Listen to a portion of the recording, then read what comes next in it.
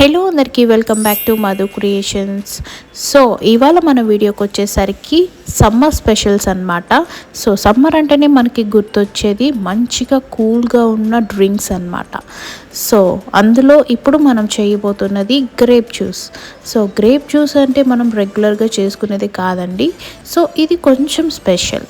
So ఈ grape జ్యూస్ని ఎలా చేయాలో మనమైతే చూసేద్దాం. సో ముందుగా వచ్చేసి మనం ఫ్రెష్ గ్రేప్స్ని మంచిగా వాష్ చేసుకొని స్టవ్ మీద కడాయి పెట్టుకొని అందులో వాష్ చేసిన గ్రేప్స్ అండ్ వాటర్ అండ్ స్వీట్నెస్కి తగ్గట్టుగా షుగర్ వేసుకొని అండ్ ఫుల్ లెమన్ అయితే స్క్వీజ్ చేయాలి. తర్వాత అన్నిటిని అయితే మంచిగా బాయిల్ చేసేసుకొని సో గ్రేప్స్ పైన ఉన్న పీల్ అంతా వచ్చేలాగా అండ్ కలర్ చేంజ్ అయ్యేంత వరకు అయితే మనం బాయిల్ చేయాలి. ఆ తర్వాత స్టవ్ దగ్గర నుంచి తీసేసి ఒక హాఫ్ అన్ అవర్ మనం ఒక కూల్ డౌన్ చేయాలన్నమాట. సో పూర్తిగా అయితే కూల్ అయిపోయిన తర్వాత మనకి మంచి అరోమా అయితే భలే ఫ్లేవర్ వస్తుంది. సో ఇంకా నెక్స్ట్ స్టెప్ వచ్చేసరికి కూల్ అయిన గ్రేప్స్ని వచ్చి మిక్సీలో వేసుకొని మంచిగా పల్ప్ అయితే చేసుకోవాలి.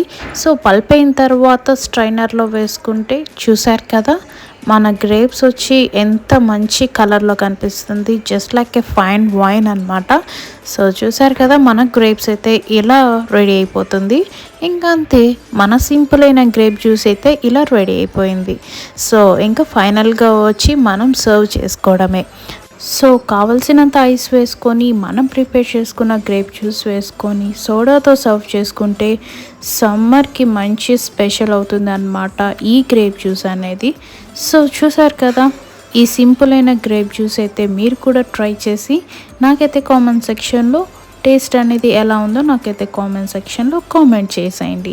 అండ్ వన్ థింగ్, మనం ప్రిపేర్ చేసుకున్న ఈ గ్రేప్ జ్యూస్ని మంచిగా గ్లాస్ బాటిల్లో వేసుకొని 1 వీక్ వరకు అయితే స్టోర్ చేసుకోవచ్చు ఫ్రిడ్జ్లో.